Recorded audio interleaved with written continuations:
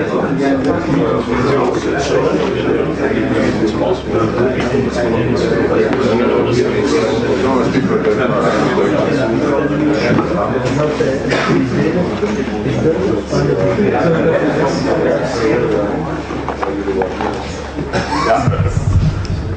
iedereen, welkom op deze uitzonderlijke ADS-lezing. Ja, dank u dat jullie nog zo talrijk zijn opgekomen. Er komen er nog wellicht. Dus vandaag bij de grote eer om meneer Roger Scruton, een van de belangrijkste conservatieve denkers van Europa en de wereld eigenlijk, voor ons te komen spreken.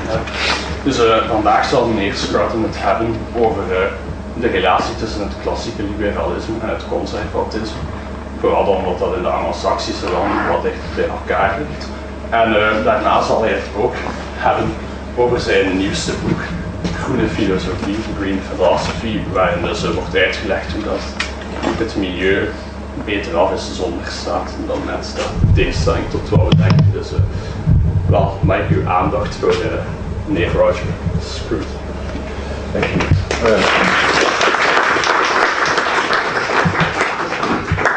Well, thank you very much for inviting me, and I apologize that I don't know your language, and I'll be speaking in English, but I'm reassured that everybody here will understand what I say, or roughly anyway.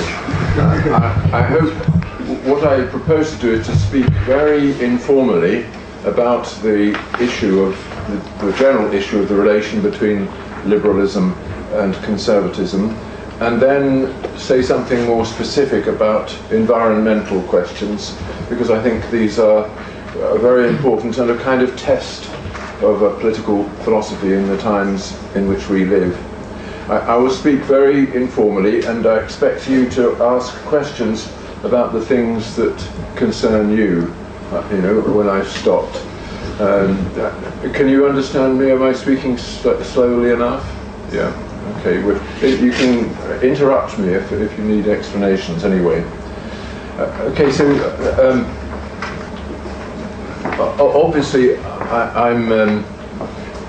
I'm speaking as an Englishman and somebody who represents a long tradition of political and social thinking of a kind which was connected with a particular social order and a particular conception of the role of the nation state in the wider world. And here in Belgium, you are heirs to a very different history and a very different kind of politics. Moreover, as we all know, Belgium began only in recent times as a nation state and is now probably collapsing as a nation state, or at least dividing into two. And so your conception of what the political issues are is going to be very different from mine, from the historical point of view. But still, there are general truths about the liberal position, about the conservative position, which I think apply to every political order in the modern world. So I just want to say a little bit about the meaning of certain basic terms. As I'm sure you realize, the word liberal has changed radically in its meaning over the last 150 years. In the middle of the 19th century, a liberal was somebody like John Stuart Mill, who had inherited a particular conception of the workings of government, in which human freedom is the central idea, and government is there to protect freedom and to amplify it. But now, largely due to the rise of the American liberal left, the word liberal is often used to denote a more statist position. In America, in particular, somebody who calls himself a liberal is very likely to be a defender of some version of the welfare state, and to defend also the amplification of state power to take charge of social and political difficulties, and is probably distrustful of the idea of individual liberty or freedom as a potential disruption of the social order. Now, I think you're used to that ambiguity, aren't you? I'm told that your club exists to defend classical liberalism, that's to say liberalism as it was understood in the 19th century as ultimately the defence of individual freedom against its confiscation by the state powers. But there's another distinction which also has to be made, and that's between classical liberals and libertarians. And I think this is perhaps the most important distinction from the point of view of modern politics. The classical liberal is somebody who believes that individual freedom is the aim of government. The government must defend individual freedom from the countervailing forces, and that is the true scope of politics. Whereas a libertarian, I think, tends to go further and to see the entire politics as devoted to liberating people not only from the oppression of others, but also from their internal oppression. Liberate their sexual lives, liberate them from the weight of tradition and the weight of moral authorities that we all carry around in ourselves from our childhood. So a libertarian might be somebody who actually, in the end, believes in using state power to change the way people are, or at least using it to break down existing social structures and social traditions which keep people, as it were, locked into a specific form of life. Does anybody want to sit in the front row? You can do that, or I know it means that you're very close to the enemy, but probably better than standing at the back.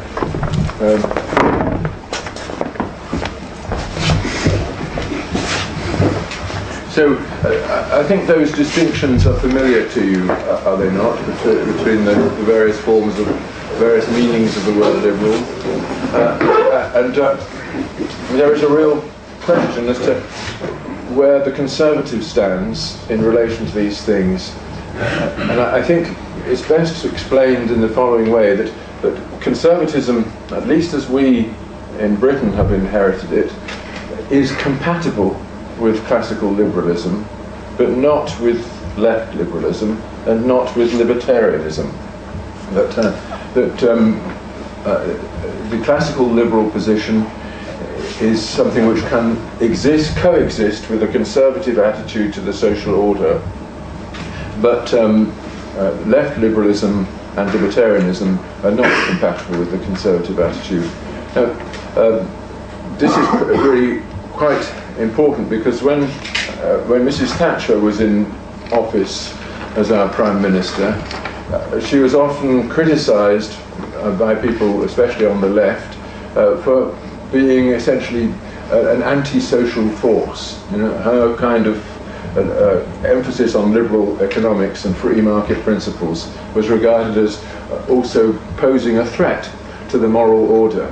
And it was a very useful argument for people on the left to make, because it was a way of conscripting old-fashioned conservatives who would have voted for Mrs. Thatcher to feel suspicious of her. That yes, we shouldn't introduce market principles into every area of social life, because that just undermines the traditions and the conventions on which the moral order depends. Now, actually, that argument was made early on by Marx in the Communist Manifesto, which begins with this kind of encomium of bourgeois society, saying that under the rule of capitalist production, all the old principles and old forms of life and old traditions and customs are blown apart.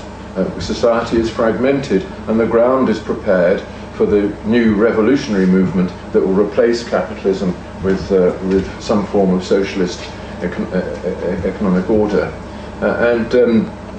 that argument constantly recurs. You know, that the liberal position involves the defence of the free market against traditional forms of order, and therefore is a threat to the conservative position, which wants to maintain traditional forms of order.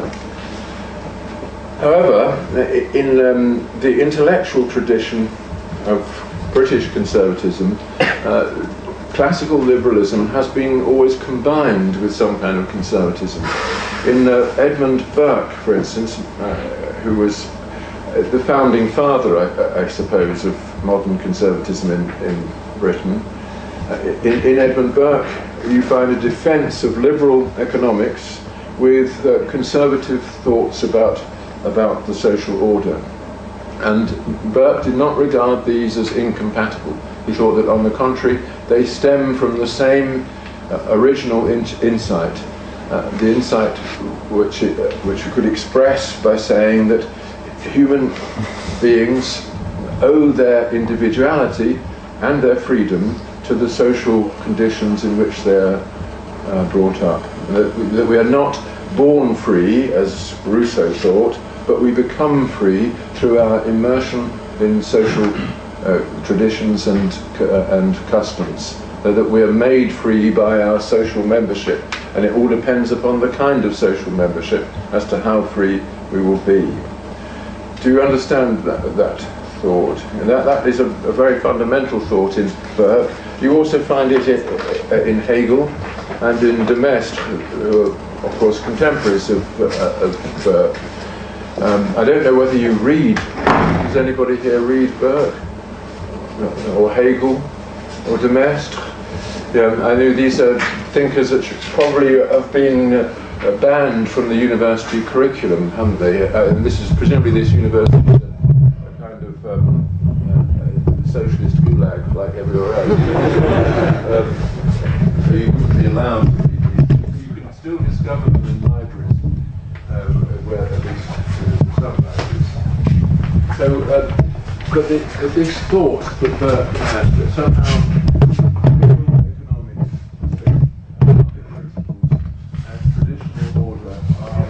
rooted in the same basic intuition about the human condition. That thought is a very important one, and I just wanted to explain it a little, because I think it needs to be renewed. And I think the best way of explaining it is to turn to the theory of the market that was developed by the Austrian economists, say Babeck and Hayek in particular, and Mises. Now, Hayek's view is an extremely interesting one. He defended the market in economic matters, not on the grounds that it produces or maximizes the freedom of the individual, although he did believe that. He defended it on epistemological grounds, right? On the ground that the market was necessary in order to generate and propagate economic knowledge. And his thought was something like this: that if you, in a free market, people exchange goods according to their own perception of what they need and what the demand is for the things that they have. They exchange goods freely on the assumption that the person who obtains their goods is obtaining it freely, and they are relinquishing it freely. In those circumstances, Hayek argued, the price of goods becomes an indication of exactly how much people want them and how much they're prepared to sacrifice in order to obtain them. So that the price contains a very important piece of information, not information about what you want, but information about what others want and what they're prepared to sacrifice in order to get what they want. In other words, it contains information about the economic thinking of all members of society. But it's not information that can be explicitly stated, in the form that John wants this Mary wants that, etc. It's what he calls tacit knowledge, and it's knowledge of information which is socially produced and socially maintained. So it's a kind of information that exists in economic activity but can't be extracted from it and made into a proposition. Do you understand that? There's a lot of knowledge that we have like this. For instance, your knowledge how to ride a bicycle. You all have that knowledge, but you couldn't put it in the form of a proposition as to what you should do next when such and such happens. It's something which is, as it were, contained within your body and exercised by your body. The bicycle. In a similar way, economic knowledge is contained within society and exercised by all the members of society in a condition of free exchange. But if we replace that condition of free exchange by a plan, let's say an economic plan of the socialist kind, which fixes the price of this and the quantity of that, etc., then all we do is destroy that information. The information that is necessary for the economic functioning of a social organism. So his argument was that what's wrong with the socialist plan is not that it destroys human freedom, although that may be true too, but that it destroys economic knowledge. In other words, it destroys the knowledge that is necessary for its own success. That's a very interesting argument, because it means that in fact it's going to be logically impossible for a socialist plan to succeed in replacing a market economy. All it will do is drive the market economy underground, which is what we've seen.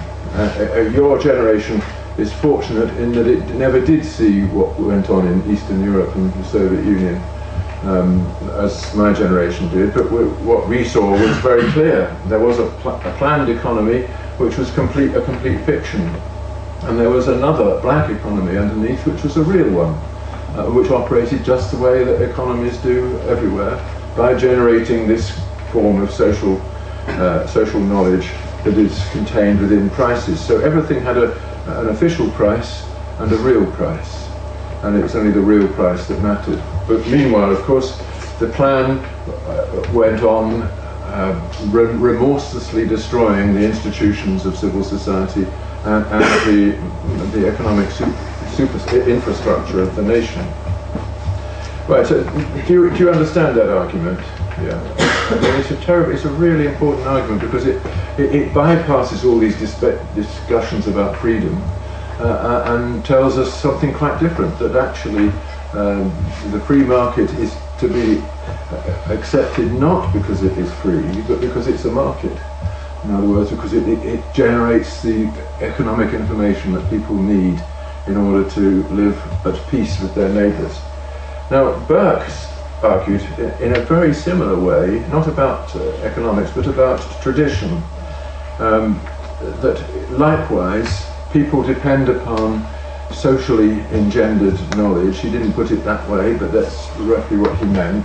The kind of knowledge that's contained in traditional forms of social order and social interaction. This is, again, knowledge which is tacit, which we don't make explicit to ourselves, and probably could not make explicit to ourselves, but is nevertheless integral to successful human interaction.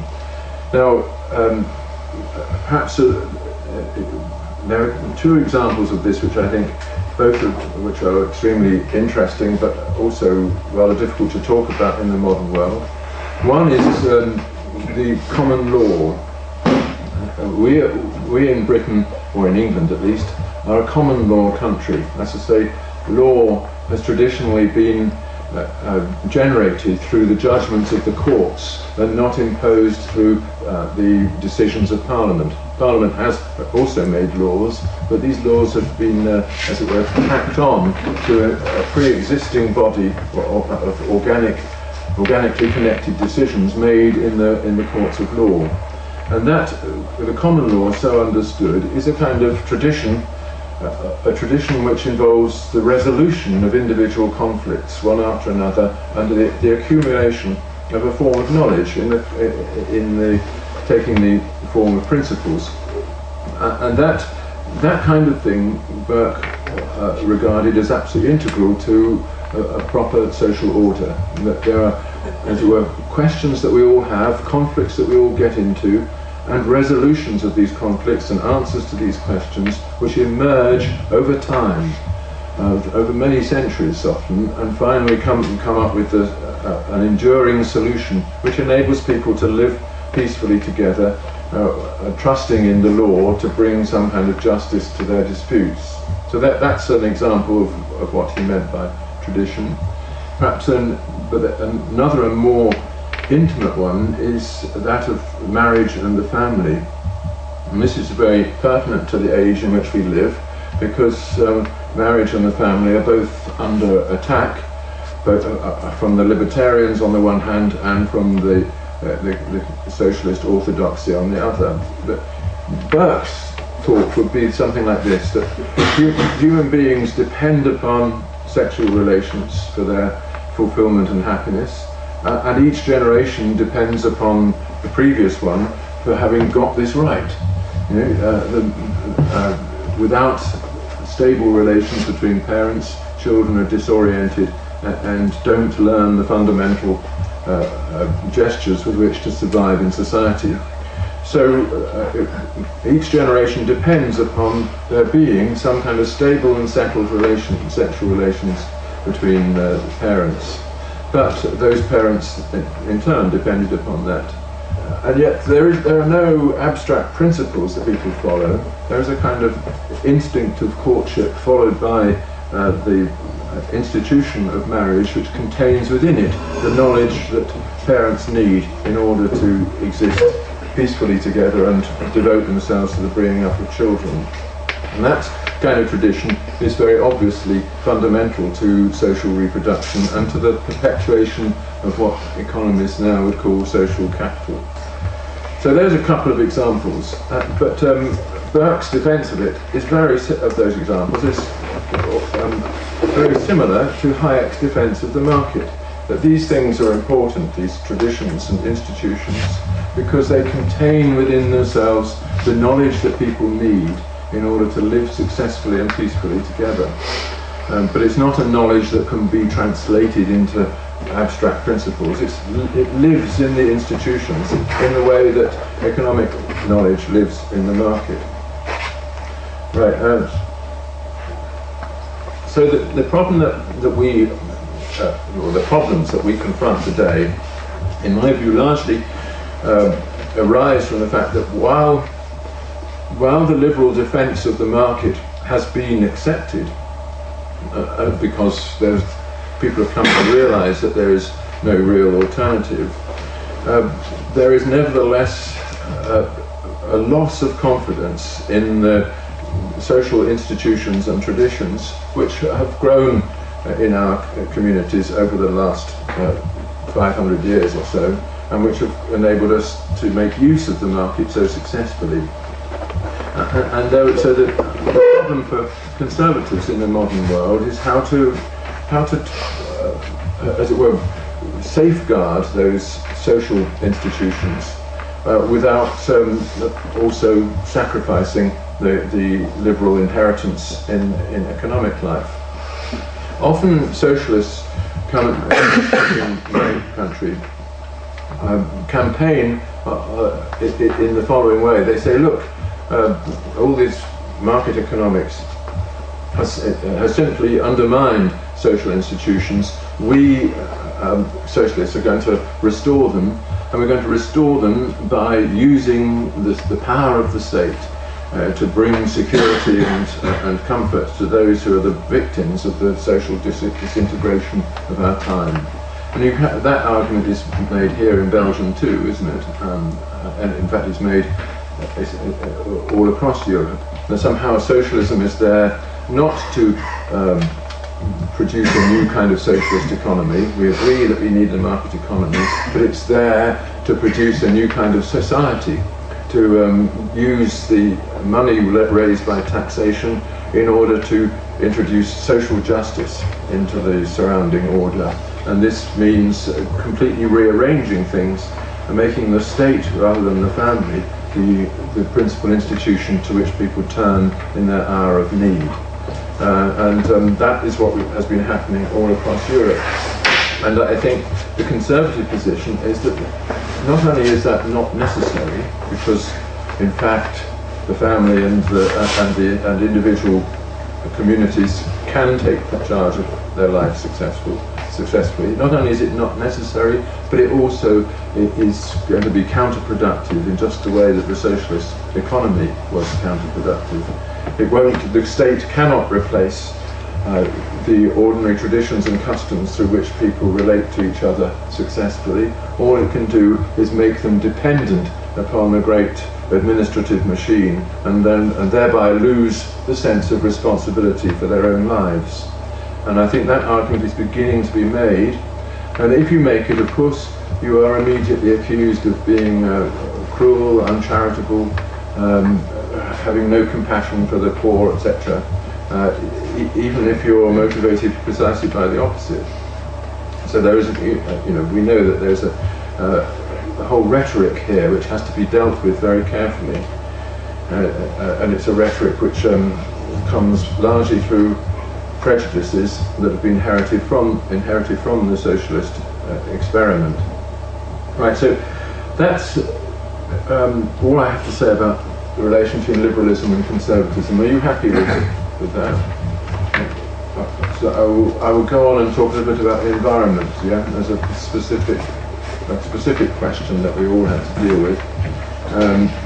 I'm not saying that anything that I've just said to you is is gospel. It's all very controversial, and I think conservatives have a lot to learn from liberals and vice versa, and both of us have a lot to learn from socialists as to what human motivation is. But it's a one-way process. I've noticed in my career as a pariah that while we on the right are constantly willing to learn from people on the left, there is no willingness to learn from us. On the contrary, there's a desire to demonize people on the right and say they have nothing to tell us, and the sooner they're locked up in the concentration camp, the better. But so far, we've been allowed up to a point to live, not in universities, it's true, but in more civilized institutions. So just about I just want to talk a little bit about the environmental conditions, because they are so important, and what a conservative approach to them is, and also what liberalism has to say about them.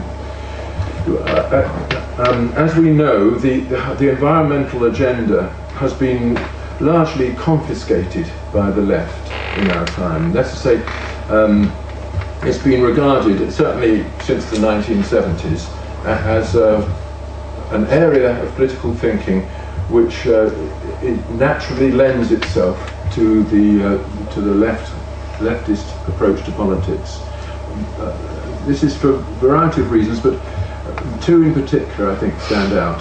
One is that leftist politics always depends upon identifying a victim, preferably as large a victim as possible, and an evil oppressor who is responsible for that victim's failure or distress.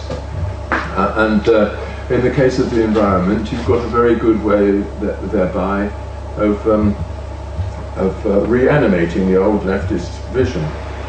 The victim is the earth, everything around us, and everything upon which we all depend.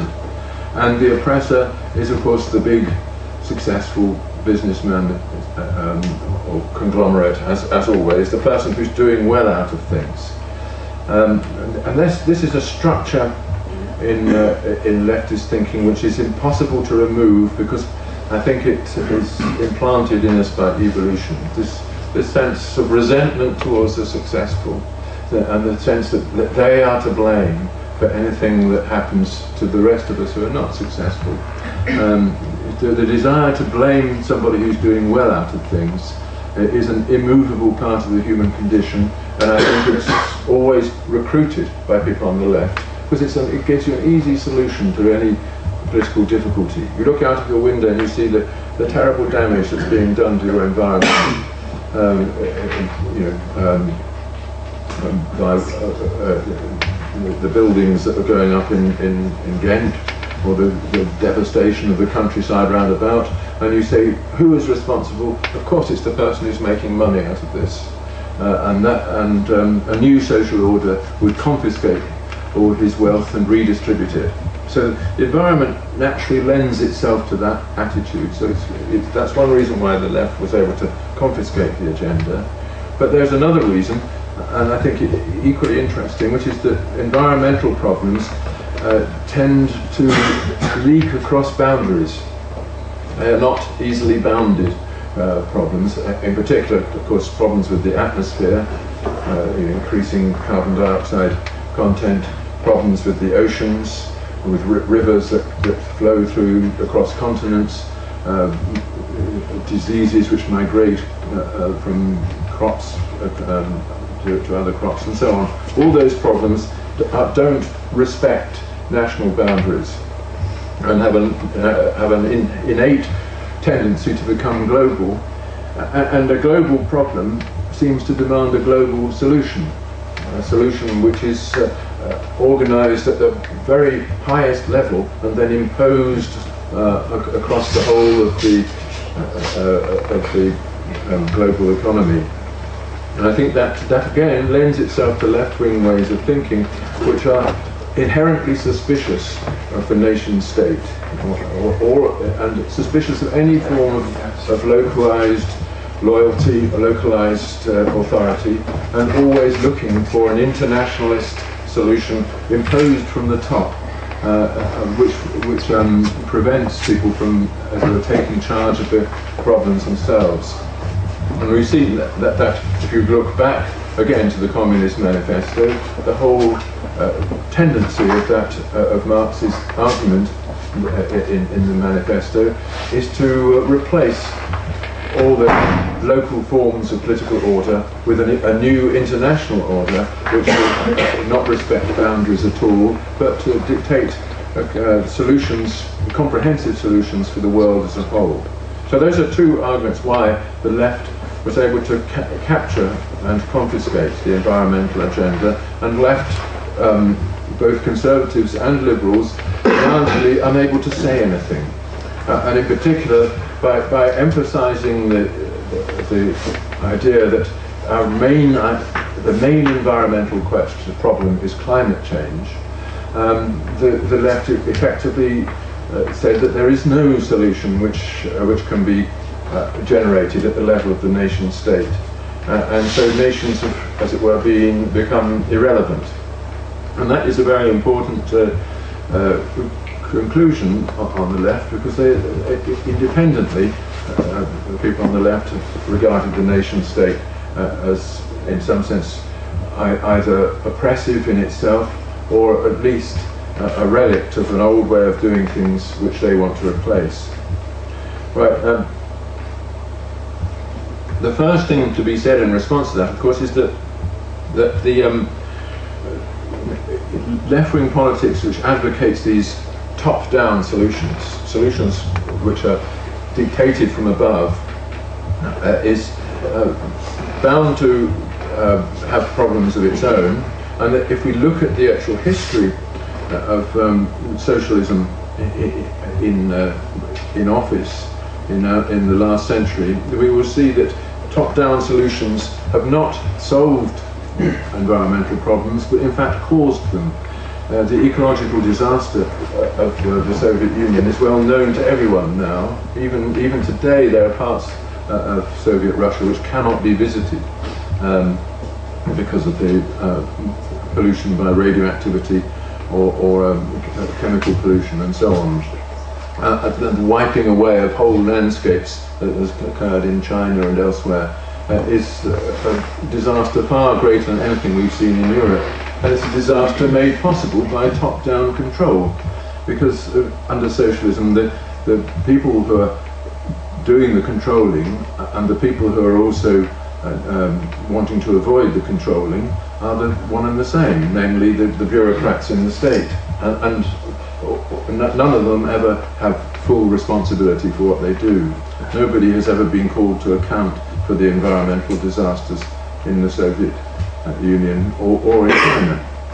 So we know this. We know that under these top-down decision-making procedures, in fact, all they amount to is a collective evasion of responsibility.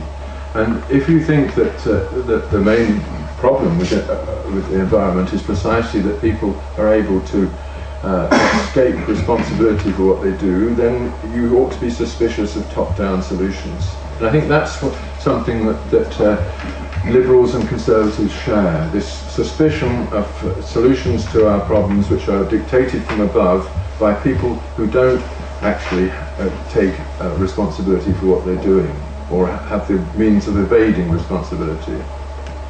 The classical liberal response is to say, look, of course people are apt to do things which destroy their environment. They're apt to carry on their own lives and pass on the cost of what they do to future generations or to others. But the solution to that is precisely to have a system of law which stands above the market and which holds people to account for what they do. In other words, you should not have the one and the same agency both taking economic decisions and also correcting them for when they are abused. And so the law should stand above the market, but it should be controlled by some completely different authority from the economic, that which controls economic life. And that's essentially what we all agree with now. But how to achieve it is one of the great problems. Okay, so in my book on this, I argue that the liberal response, which tries to find market solutions for all these problems, has a lot to be said for it, a lot more than people on the left generally credit it with. That if the people left to themselves do work out collective solutions to their environmental problems in a variety of ways, but most of all through negotiation with each other as to the distribution of the costs of what they do. And there has been a lot of work in economics recently, particularly by Elinor Ostrom, who got the Nobel Prize for what she did, showing how traditional communities have been able to take charge of their own local environments and distribute among themselves both the costs of operating their shared economic life and also the benefits in ways that perpetuate resources. In Norway is a very good example, the Norwegian fisheries, which, as you probably know, still produce sufficient cod every year to supply the market, both the local market and the export market, and it constantly regenerates itself. For 100 years, the Lofoten fisheries have been operated on a cooperative principle whereby people are assigned and agree to the assignment of shares in the available fish, and the fisheries are maintained in a viable and sustainable way because they recognise their shared responsibility towards the resource and are able to, as it were, correct each other's misbehaviour as local conventions, local little courts of law and so on, which ensure that this resource is properly used. And down the centuries people have done this. I should say that the Lofoten fisheries have been nationalised by a socialist government and are no longer properly maintained, but that just illustrates the principle. So if we allow people to work out solutions to their local problems on those principles, very often environmental destruction is not the result, but on the contrary some kind of perpetuation of the environmental benefits. Also, in common law systems like ours in England, we have a law of tort, which essentially ensures that the person who damages things pays the cost. so that there is a feedback mechanism. If you produce environmental damage, then the person who's affected by it can take legal action, compelling you to take full responsibility for the cost of it. Again, this illustrates those principles that I referred to earlier. Hayek's defense of the epistemology of the market, and Burke's defense of the socially generated knowledge. It illustrates those principles at work in small local communities. And I think this is the most important thing that I would have to say, that in local communities where people understand each other and take responsibility for their own actions regarding each other, in those circumstances there is an inbuilt tendency to restore environmental equilibrium when it is upset. That tendency lies in human nature, a motive that we all have to be accountable towards those whom we know and on whose good opinion we depend. But the basic environmental problem comes, of course, because when people are not in personal relation with those whose assets they destroy, then there isn't the same motive to behave responsibly. In such circumstances, people have a natural tendency to, as economists put it, to externalize their costs. And that's where all environmental problems begin, this tendency to externalize the costs of what you do. It's not a question, this isn't an illustration of the inadequacy of market economics, but rather it's an example of the places where the laws of the market are being evaded. They're evaded by state bureaucrats, of course, when they avoid responsibility for their decisions, but they're evaded by the rest of us when we try to pass the costs of our action to somebody who didn't incur them. And that is something which, insofar as we can have an environmental policy, it must prevent that, or at least present an obstacle to it. So the real question that I think both conservatives and liberals confront is how to ensure that people internalise the costs of what they do, that they themselves pay the costs of anything that affects their environment, so that they're given a motive to restore the environment when they damage it. And I just in conclusion want to say what I argue in that book on green philosophy. I argue that that there is something in human nature which generates other motives than the motive of self-interest, and that this thing is familiar to all of us, and it's what each generation depends upon in the preceding one in order to inherit what is its natural birthright. And I call this motive oikophilia, is the love of home.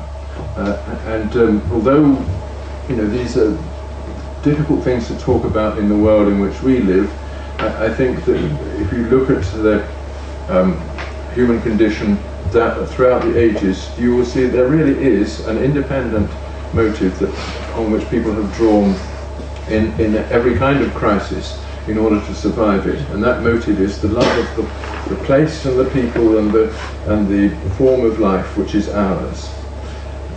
If you go back to the founding document of our culture, which is Homer's Odyssey, which I hope you have all read, but you probably haven't, but at least it hasn't been banned by the socialist establishment yet. Homer's Odyssey tells the story of a man who gave up immortality and life with a goddess in order to sail across the most dangerous seas to his home and repossess it, because that was not only what belonged to him, but also what made him what he was and what gave him the motive to live in the first place.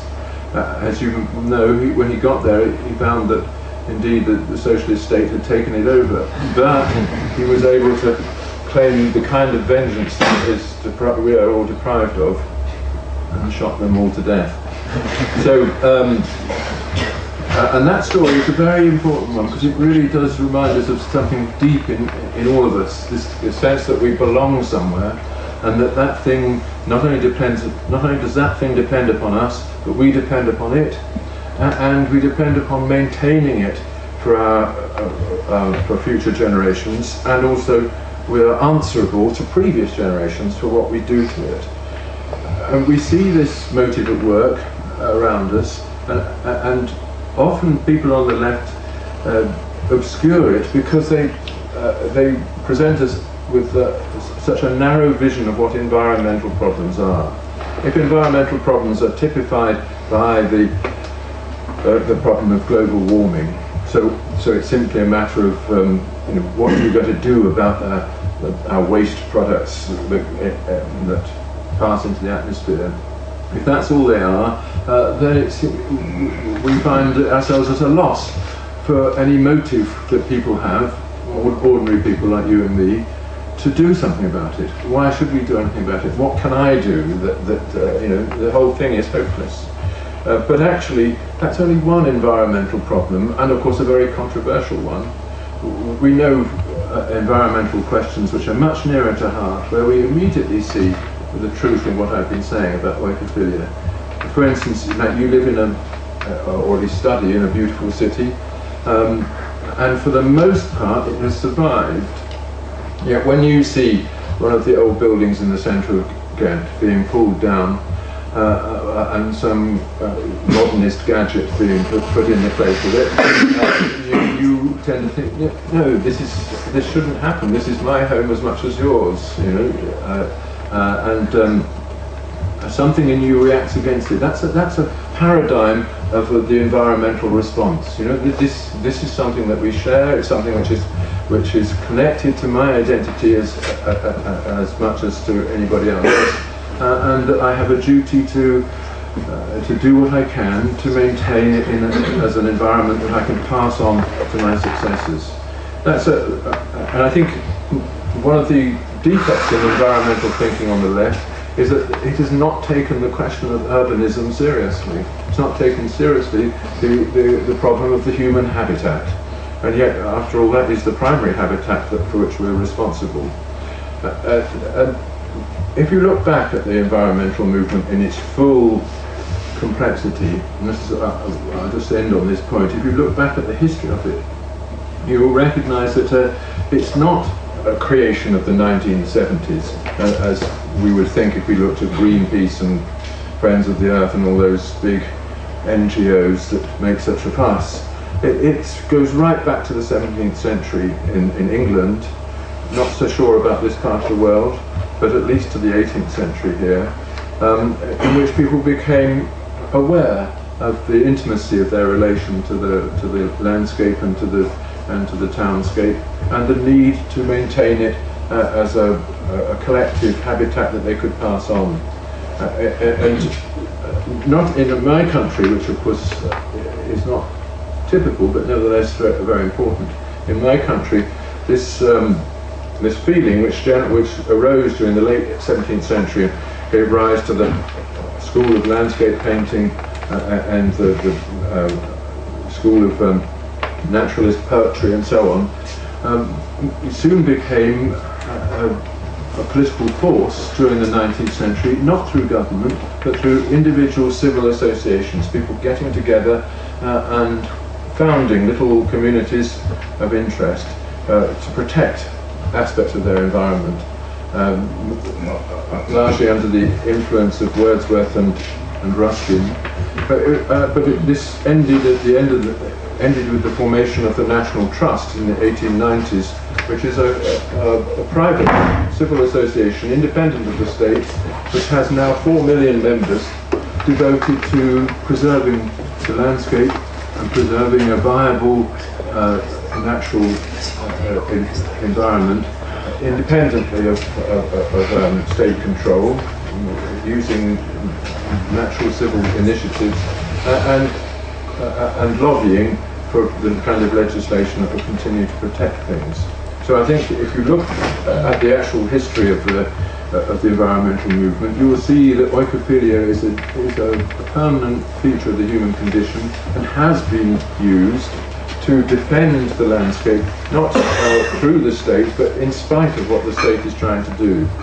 And I suspect that that is true here too, although of course Belgium, I mean, you had some very unfortunate things happen here when it comes to the countryside, but at least your towns, as far as you've had any consciousness of them, you've tried to protect them. So that's a summary of my position on the environmental question, putting it in the context of the debate between liberalism and conservatism. So now it's up to you to ask me. You can ask questions about anything else, if you like.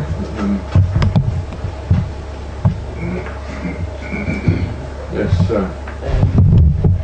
What do you think about the relationship between Christianity and the preference for the poor and the greedy and socialism? I think it's a difficult problem. Yeah. It's very controversial because, of course, the Christian religion, it began among, as it were, at the bottom of society, and worked its way to the top. And there has always been a question down the centuries as to whether the true Christian way of life involves renunciation of all the benefits of power and splendor and property. And Christ's own parable, his own response to the young rich man who came to him asking, "What shall I do to be saved?" And he said, give away all your money to the poor and follow me.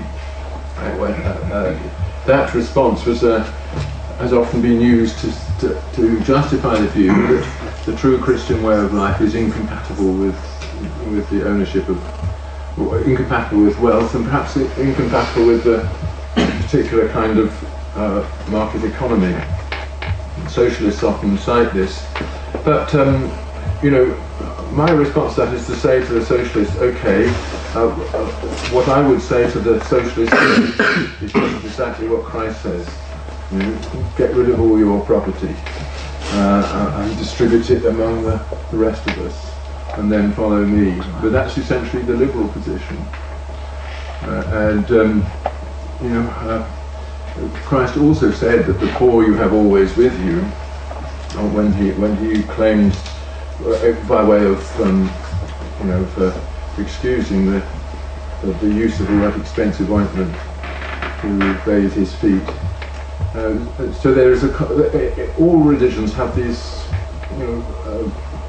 a contradictory attitude to this sort of thing, because there is a contradiction in the human heart about it. And we resolve it by recognizing that it's for each of us individually to take responsibility for the use of what we have, and to make sure that we don't use it to oppress others, but to help them. Yes, sir. As a solution to all the environmental problems, do you think it would be a good solution to do a kind of 21st century enclosure of the commons, instead of trying to make big international treaties which all the member states don't apply? I think that's a very good response. That is essentially what Elinor Ostrom is defending. Forms of enclosure of the commons which are conducted for the benefit of the local community that makes use of them. And certainly the big international treaties, they don't work. And a very good example of this is the common fisheries policy of the European Union, which tries to distribute, tries to enclose all the territorial waters of the European states in one great block, and then takes charge of distributing them, the goods among the members. But it is so corrupt that it just simply means that it opens those waters to predation by all the individual fishing fleets, in particular the Spanish fishing fleet. As a result, the North Sea is more or less dead. It doesn't contain any cod at all, but you can still get cod from Norway because you have an enclosed commons, which is outside the European Union, of course, run by the local community. And so I think you're right that is the only way forward. But of course, when it comes to the atmosphere, there's no way of enclosing it. Much as you might like to put a wall stretching into outer space around Belgium, it's not going to work. Or you could find the firm that's guilty in one Oh yes, you have to have other means. That's not the same means as enclosing the commons. There are ways in which you could proceed. Yeah. And we do, if you think, forgetting about carbon emissions, but it's going back to smog. Those poisonous fogs that came out of the Industrial Revolution, which used to hang over London and effectively pollute the air and cause a great many deaths. That was eliminated just by fining people for using the wrong kind of fuel.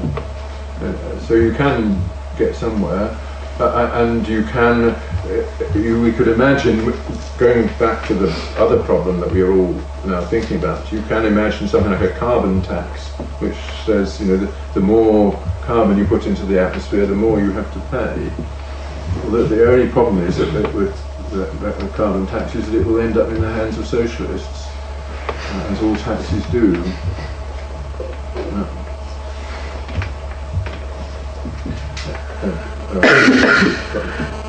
I'm going to act as my own chairman, so yeah. Okay, carry on. And what do you think about the carbon emission trading system? Do you think it's a solution for the carbon oxygen problem? I do talk about this in my book, and I think it's a very complicated thing because the trading system that has emerged in Europe has been so prone to corruption and so difficult, it's so expensive to operate that in effect it has made things worse. Because the Italians, for instance, fixed their carbon emissions, declared their carbon emissions much higher than they actually have, so as to get more certificates and then trade them with other countries. So it was used entirely as a political bargaining counter in order to obtain the liberty to do whatever they wanted, and also to make money out of it. And Kyoto likewise was based on the idea of carbon trading, but it collapsed because there's just no way of estimating how much people use or what would be a fair allocation of certificates in the first place. It did work.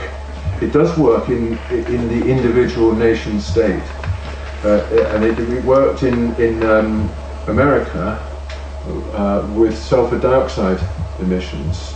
That certificates were issued to give them permission to emit a certain amount, and they were able to trade them with so that those industries that really had to emit sulfur dioxide ended up doing so, but paying for it, and those that didn't have to ended up not doing it. So it worked very well there, but it was within the context of a single jurisdiction where people were under pressure to deal honestly with each other and so on. So I think it could perhaps work at the national level, but that doesn't do any good. I mean, it won't help. The atmosphere is under threat much more from China than it is from anywhere else, and nobody in China has ever done anything for such a foolish reason as the fact that the law requires it. Yes, sir. My question is about the first part of your talk, the link between classical liberalism and conservatism. Your argument seemed to be one about compatibility, but do you also think there is a necessary link, there is a logical link between the two, and can one go without the other? Or? Yeah, that's a very good question. I didn't really go into that. You're right, I was trying to say they are compatible, but I also wanted to say that the deep philosophical argument for both of them is the same. The argument for liberalism, especially in the economic sphere, is about what is necessary, the necessary connections between people in the present in order to act successfully in the economic sphere. The argument for conservatism is about the necessary connections between people across time, so that they inherit knowledge, the necessary knowledge. And so that since it's the same argument, one applies in one case synchronously, in the other case diachronously, that they ought to be compatible. But you're asking a deeper question, which is, might they actually be mutually dependent? And I think that's really something that Burke and his followers have argued to be the case. They would say that the market economy, of course, depends in the end upon traditions of social accountability. It depends upon virtues in the citizen, which are only acquired through the citizen's immersion in a particular social order. And I think this is something that Adam Smith already recognized in The Wealth of Nations and in his book The Theory of the Moral Sentiments. He believed that the free economy did depend upon a virtuous citizenship, and that involves institutions which enable people to take full responsibility for their lives. So yes, I think that in the end they are mutually dependent. It's also about the first part of your talk. You have said a lot about links between liberalism and conservatism, but what do you believe are the differences between? Right. Well, this is the same question really, going on a bit. I think that there's a kind of liberalism that tries to extend the idea of market solutions to every area of human life. And this is where the conflict arises. There are certain things that the conservative thinks cannot be put on sale, so to speak. They can't be made into a market. Sex is an obvious one. Of course, there are market transactions in the sexual sphere, but the conservative view is that actually this is a sphere which has to be rescued from the market, where people make absolute commitments to each other rather than purely contractual agreements. Because without that absolute commitment, you are not going to guarantee the next generation. And that's one argument. There are lots of other arguments, but that is a sphere in which the conservative instinct is to say, the market stops here. We're in a different area of obligation, a different kind of obligation. And likewise between parent and child, etc. You don't put your you don't sell your children when when you've got problems with whether you can afford a new refrigerator or not. And anything like that which has to do with what the Romans call pietas, the piety, the pious relation to life, the relation in which you humbly accept that it's not up to you simply to decide how things should be. That for the conservative would be ordered in another way, whereas liberals can actually get overexcited by the market idea and think, no, there's a market solution to every problem. And as a result end up with a kind of anarchistic approach to social life. Many libertarians are like that. If people want it, that's great. Just let it happen. And that's what we are seeing, of course, in an extraordinary way in the modern world. A complete libertarian approach to the moral life, with a socialist approach to the consequences. The consequences are people from dysfunctional families and all the rest, and the state then takes charge of them and looks after them but doesn't really look after them, just gives them the resources to go on being anarchists.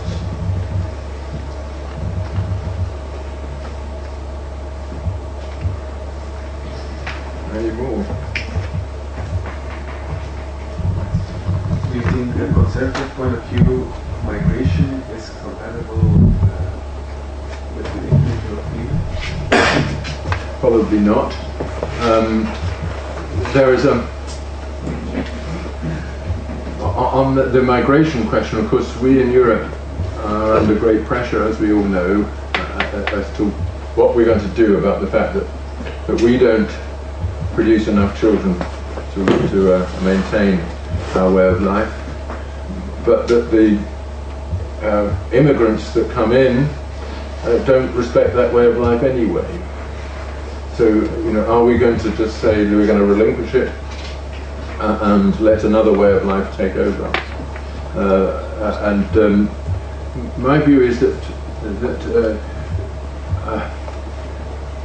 intellectuals can easily say yes, because they'll go on existing in their universities, enjoying their state-sponsored salaries, and congratulating themselves on their compassionate way of life.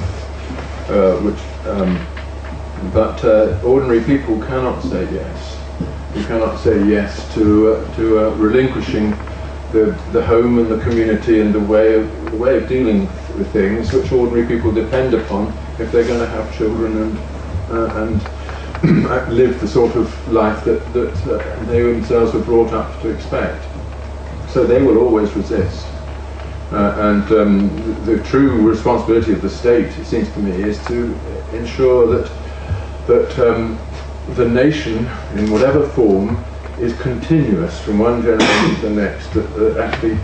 That the sense of belonging that one generation has is passed on to the next, and that immigrants who come in are disciplined into accepting this and joining it, and then joining in the passing on process. If you, on the other hand, simply allow immigrant communities to form their own kind of oikophilia as a separate organism within the nation state, eventually you'll end up with the situation of the old Yugoslavia, or the old Balkan states, which will be one on the verge of the collapse into civil war at any time. So, the conservative approach to, as I understand it, to immigration is to try and prevent that happening, to ensure that there is an integration into a continuously developing national idea. But that is only possible if you control immigration. But don't you think the welfare state has a large responsibility in preventing integration of immigrants? Yes, the welfare state makes it possible to live in an unintegrated way, because it subsidizes living apart.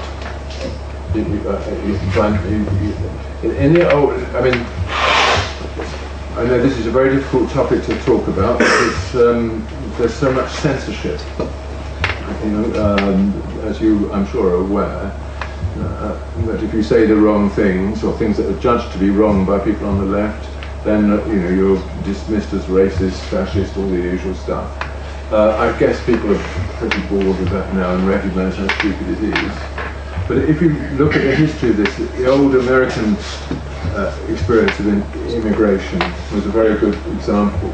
To get to America, you had to make incredible sacrifices.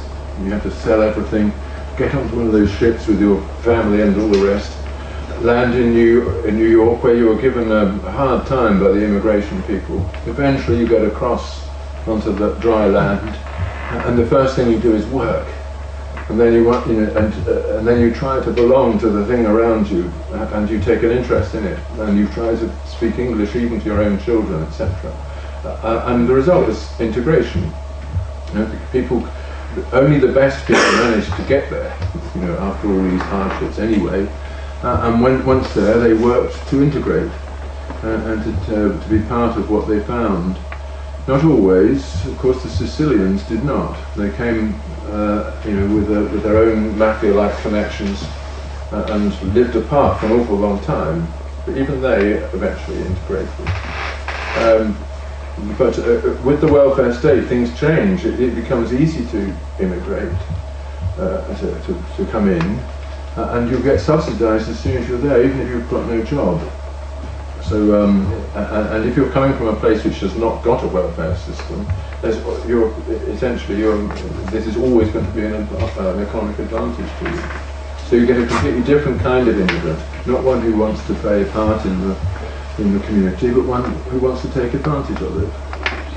And I guess that's where all the difficulties arise, especially in this part of the world. Do you agree with most English conservatives that Britain should loosen ties with the European Union, or perhaps even leave the European Union as a whole? I don't agree with the idea that we should leave the European Union, but I certainly think we shouldn't be bullied by it. And I also think that the European Union is wrongly constructed. I don't think it should have this massive power to legislate for all the nation states independently of their own parliaments. I think that is the thing which has made it popular. That laws, there are something like 180,000 pages of these laws, the acquis communautaire, which are made by bureaucrats, and they're many of them totally absurd, and nobody understands them. And yet we still have to obey them, even though our Parliament has not discussed them. I think that system has obviously been a great mistake. How to change it is another matter, but I think it's for the nation states to get together and try to change it.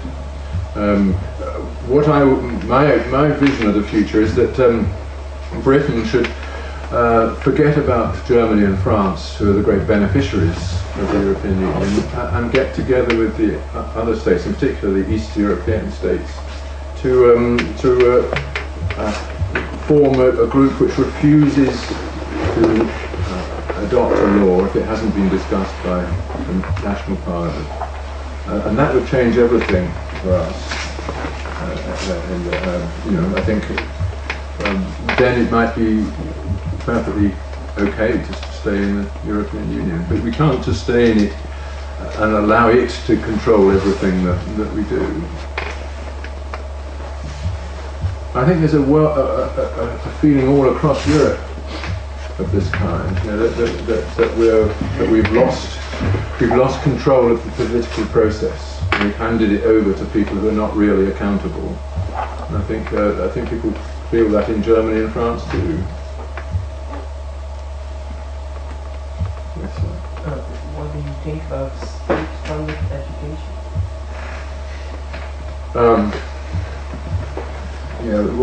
state-funded education? State-funded education. If it is education, that's great. But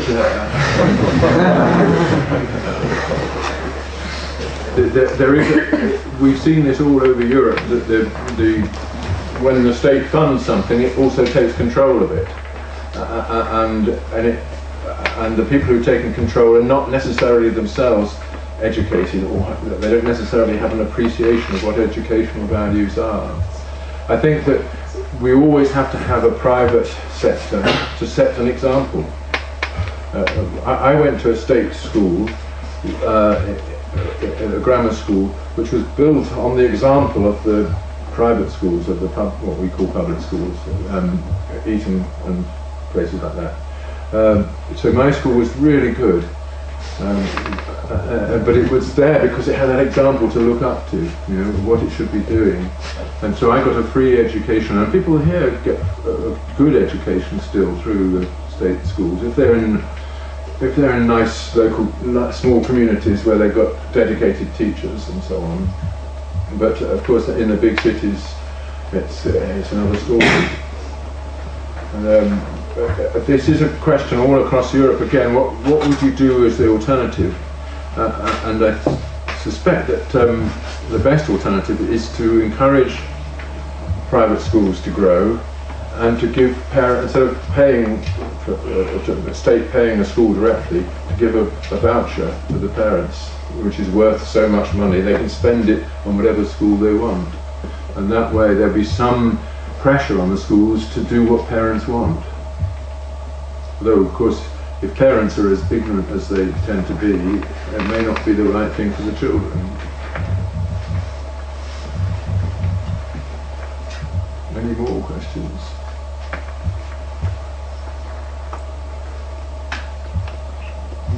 No.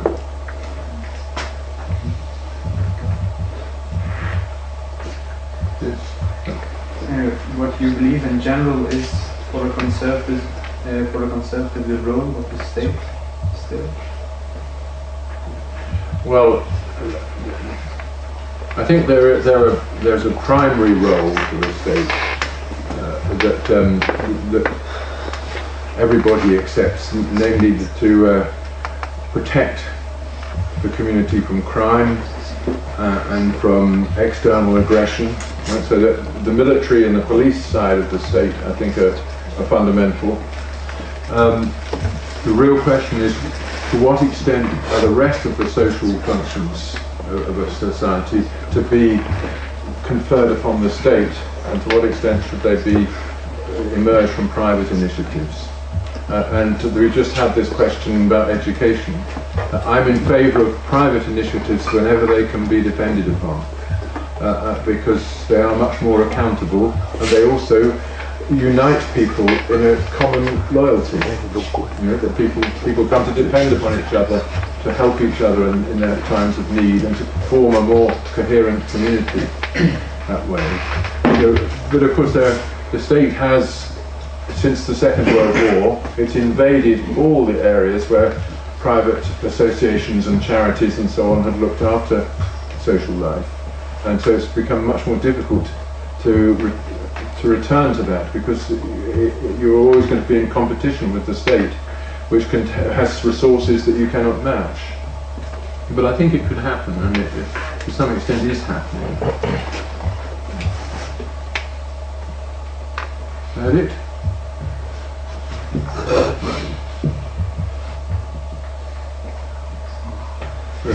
I've reduced you all to silence. That's amazing. So, Mr. Scruton, very much thanks for this interesting lecture. I think we all enjoyed it very much. It was a very critical lecture, very interesting points you made, many questions as you saw. So, thank you for coming so early, and especially to finish the LVS weekend. Do you have any questions? Not a lot.